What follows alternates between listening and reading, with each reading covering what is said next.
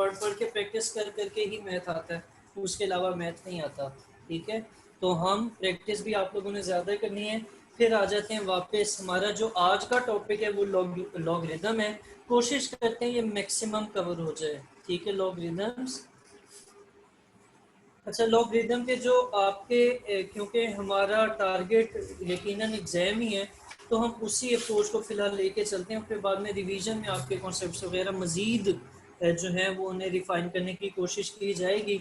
अभी मैं आपके सामने एक रिलेशन लिखने लग रहा हूँ कि a raise to power x अगर y के बराबर है, तो आप इसको लॉग की फॉर्म में लिख सकते हैं, log base a y log of y base a equals to x। ठीक है, अब ये जो आपको रिलेशन नजर आ रहा है, इसकी लेफ्ट साइड किस टाइप की कहलाती है? क्या ये अरिथमेटिक है, क्या ये रेडिकल है एक्सप्रेशन, क्या ये एक्सपोनेंशियल इक्वेशन है, या क्या है, किस टाइप की? आपके पास बुक्स बंद होनी चाहिए। ए एक्स वाली हाँ जी, ए रेस टू पावर एक्स वाली। Exponent exponent. हाँ, जब पावर में कुछ लिखा होता है ना, उसको हम क्या कहते हैं? एक्सपोनेंशियल फॉर्म कहते हैं। तो आपकी ये वाली लेफ्ट साइड कौन सी है? ये है एक्सपोनेंशियल फॉर्म। ठीक है, और राइट साइड कौन सी फॉर्म है? ये है लॉगरिदमिक फॉर्म, लॉगरिदमिक फॉर्म। ठीक है, अब इनके कंपोनेंट्स देखते हैं। अब जब आप एक्सपोनेंशियल की बात कर रहे हैं, तो एक्सपोनेंशियल में लेफ्ट साइड वाले में ये जो a है, ये क्या कहलाता है? ये कहलाता है बेस। ठीक है, और ये जो x है, ये क्या कहलाता है? ये कहलाता है एक्सपोनेंट। ठीक हो गया। इसी तरह जब आप लॉग में आएंगे, तो ये नीचे जो लॉग के, अच्छा मेरे वर्ड्स को ना पकड़ा करें, मैं बड़े मखसूस लफ्ज इस्तेमाल करता हूँ। मैं कहता हूँ जो लॉग के पैरों में लिखा हुआ है। ठीक है, जैसे आपके पैरों में क्या होती है? जूती होती है, वो छोटी होती है आपके कद से यकीनन, ऐसे ही होता है ना। आम तौर पे बच्चे जूती छोटी नहीं होती, परेशान क्यों हो रही है? अच्छा, मैं क्या बता रहा था कि आमतौर पे बच्चे क्या करते हैं कि ये जो छोटा ए लिखा हुआ है ना, इसको बहुत बड़ा कर देते हैं, यानी अपनी जूती को अपने से भी बड़ा कर देते हैं, और वो फिर ये आपको मैसअप करता है, तंग करता है। ठीक है, तो ये लॉग ए जो है वो उसके पैरों में लिखा हुआ है और छोटा लिखा हुआ है। और दूसरा बात ये कि इसको इंग्लिश में ना सबस्क्रिप्ट भी कहते हैं, कि ये लॉ ए जो है वो लॉ जी का क्या है? सबस्क्रिप्ट है। सही है, जैसे आप केमिस्ट्री में एलिमेंट के नीचे 1 2 3 4 CO2 में जो O के नीचे 2 लिखा होता है, वो किस फॉर्म में होता है? वो सबस्क्रिप्ट फॉर्म होती है। तो इसी तरह A जो है वो G के सबस्क्रिप्ट में मौजूद है। तो log of y base A। ठीक है, क्या पढ़ा जाएगा? log of y base a। तो ये a क्या है? ये बेस है। अब अगर आप इनकी कन्वर्जन देखें, दोनों केसेस में बेस चेंज नहीं हो रही ना।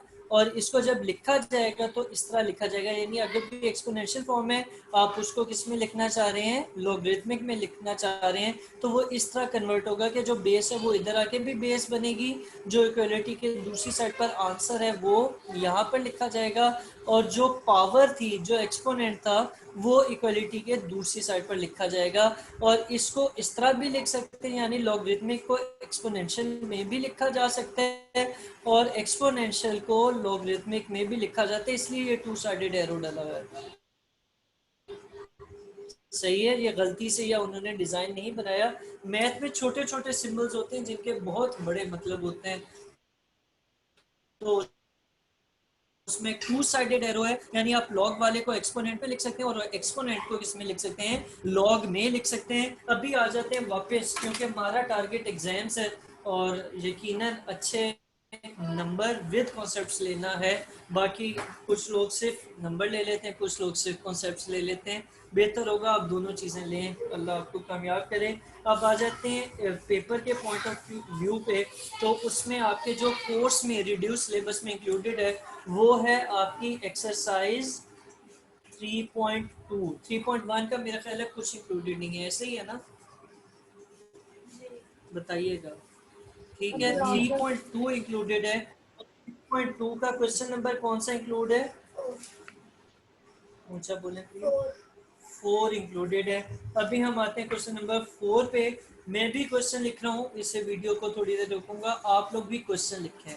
ठीक है, क्वेश्चन लिखना क्यों जरूरी है भला है? ताकि आपको रिक्वायरमेंट का पता चले। जैसे वो इफ पॉसिबल का मतलब बहुत कुछ था, जैसे वो और कंफर्मेबल में सिर्फ कंफर्मेबल बताना था, मल्टीप्लाई नहीं करना था। तो इस तरह क्वेश्चन को गौर से पढ़ना ज़्यादा ज़रूरी है आंसर देने के लिए। ठीक है, तो ये क्वेश्चन लिखे हैं, मैं करता हूँ। हम इनको सॉल्व करते हैं। क्वेश्चन मैंने लिख लिया है।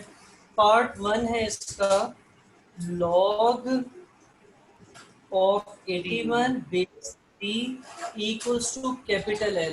क्वेश्चन क्या था? क्वेश्चन क्या ये था कि हम अननोन वैल्यू को किस नंबर से रिप्लेस करें कि ये स्टेटमेंट क्या हो जाए, ट्रू हो जाए। तो अब हमने क्या करना है, इस वाले पार्ट में, पहले पार्ट में किसकी रिप्लेसमेंट करनी है? क्या फाइंड करूं इसमें, क्या सॉल्व करना चाहते हैं? एल।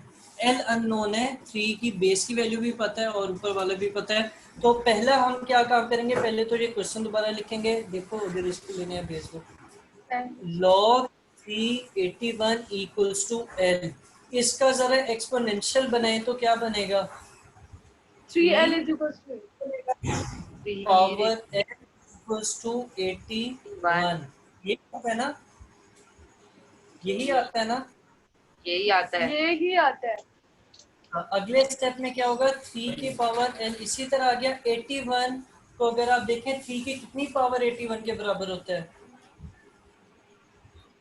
3 की पावर 381 नहीं, हाँ 3 की पावर 4 शायद। एमन ठीक कह रही है, फिर बोले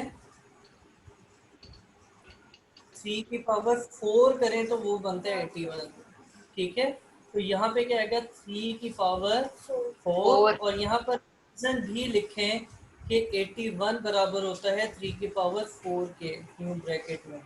सही है। और अगले स्टेप में क्या बनेगा, आपको एक्सपोनेंट की एक बात बताता हूँ कि अगर कभी भी दो एक्सपोनेंशियल टर्म्स एक दूसरे के बराबर हैं और उनकी बेसिस सेम है तो उनकी पावर भी क्या होंगी, सेम होंगी।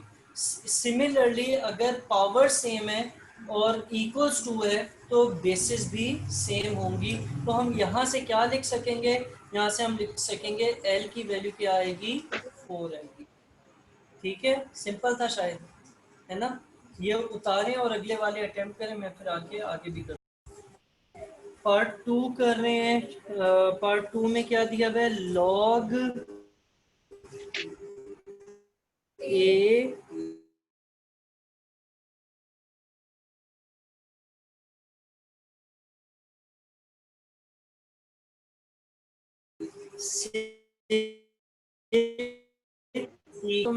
तो ए की पावर 0.5 और इस साइड पर क्या आएगा, 6 आएगा।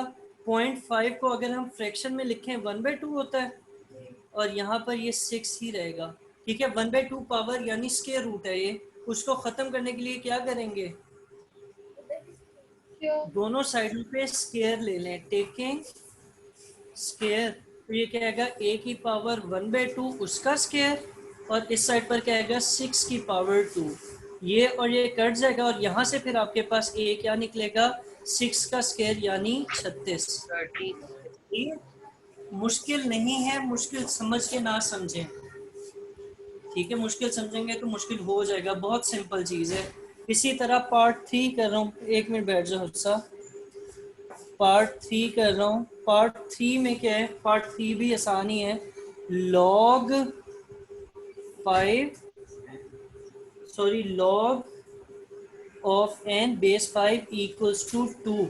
इसको एक्सपोनेंशियल में लिखवाएं। जिसे लगता है उसे नहीं समझ आया अभी भी वो लिखवाते। 2 raised to power 5 हो जाएगा। 5 raised to power 2। 5 raise to power 2। एक दूसरे की गलती पे ना हंसा करें। Equals to N. और अब इसको मैं यूं सीधा करके भी लिख सकता हूँ ना। और 5 की पावर 2 कितना होता है, 25। ये भी होगी। ठीक है ठीक है अंकल, ठीक है जो बोलो ना, ठीक है। क्या नहीं समझ आता, फिर क्या नहीं समझ आ रहा? आप लिखा क्या होगा, एक्सपोनेंट क्या लिखूंगे इसे एक्सपोनेंट में? बेस क्या है, मुझे ना देखो उधर देखो, ठीक है, बेस क्या है 5, तो बेस 5 ही रहेगी। जो इक्वल्स टू की दूसरी साइड है इसे एक्सपोनेंट पावर बना देंगे, और ये जो n था इसे इक्वल्स टू की दूसरी साइड, यहाँ पे भी यही किया, यहाँ समझ आ गया था, यहाँ पर भी यही किया, ठीक है। अच्छा, फिर भी कोई इशू हुआ देख लेते हैं उसको। पार्ट 4 थोड़ा चेंज है।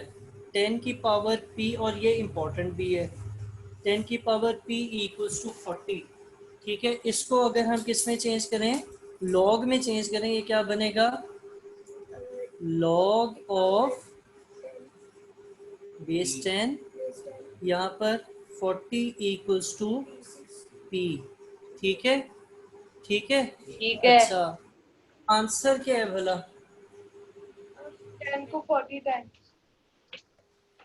अब क्या करें, लॉग ऑफ बेस 10।